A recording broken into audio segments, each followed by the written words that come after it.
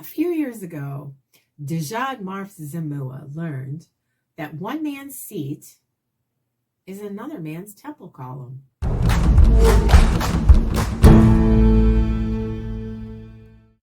Professor Zemua went to Iraqi Kurdistan because he wanted to study artifacts that he connected to an Urartian temple called Ardini.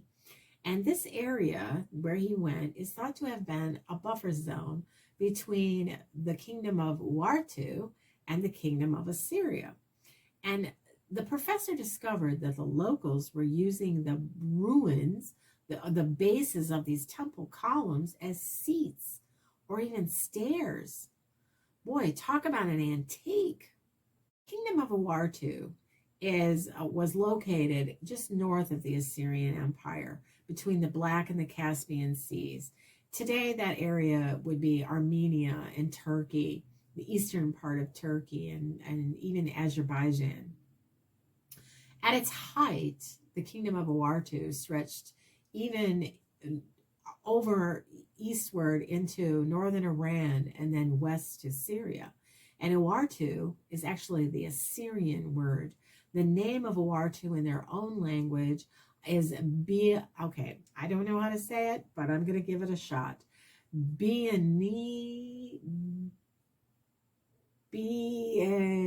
don't know. Neely? We wrote just a little about the Urartians in our book Noah, because guess what? The Hebrews called their land Ararat. And yes, the mountain is there too. To historians and archaeologists, the kingdom of Urartu, or the kingdom of Ararat, is also called the kingdom of Van. And Van is the capital city, but there are other important towns there as well, and excavations are ongoing.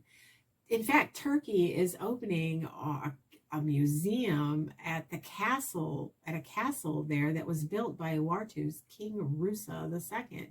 And they've renovated, but the Haldi temple, which is connected to the castle, is what they think is the highlight of the whole thing, and they're hoping that it's going to draw tourists to the area. One thing that has proved interesting from over the 30 years of research is that the Urartu language is, it resembles the Hurrian language. And I don't know if you know this or not, but the Hurrians would have been in the area that would have been just south of there, like in Haran. So this Urartu language represents that, and they think, these modern researchers think, that the Urartians and the Hurrians had a common ancestor about 3000 BC. Now, Christians, you should have a good idea of who that might be. It's also interesting that Russian scholars, they value this Urartu research and archaeology because it's the first large state that's ever been discovered in Russian territory, or, well, maybe former Russian territory. Now, scholars believe that this region was the beginning of the early Trans-Caucasian culture. And that's interesting too, because the Bible says it's the beginning point of life after the flood. And there are several of the most ancient sites ever discovered located nearby. Now, the Urartians are actually mentioned in the Bible when God calls them to fight Babylon. He says in Jeremiah 51:27, set up a standard in the land, blow the trumpet among the nations, prepare the nations against her, call together against her the kingdoms of Ararat, Mini, and Ashkenaz. Now the Assyrians wrote about the Urartians because they fought with them. And during the time of Sargon II and Sennacherib, Urartu was weakened by wars, and finally they made peace with the Assyrians, and eventually the Medes conquered them. Now you might remember that the Medes are mentioned because they came after the Babylon Medes and the Persians, and Cyrus was a Mede in the book of Daniel. So there are more discoveries, I'm sure, waiting to be found and investigated in Iraqi Kurdistan. But when Professor Zamua was there, it was a dangerous area, and it's still dangerous there today.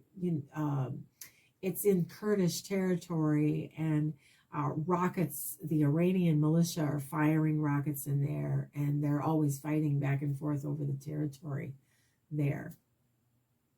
So if you can't get to Armenia and you're not planning to visit Turkey, you can still visit the excavation sites, because I'm going to put a link to that in the description box for you.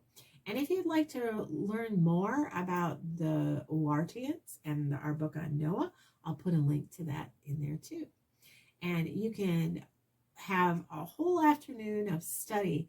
It enriches a homeschool afternoon, that's for sure, and it adds a little ancient history and biblical history to boot. Thanks for listening, and I'll see you in the next video.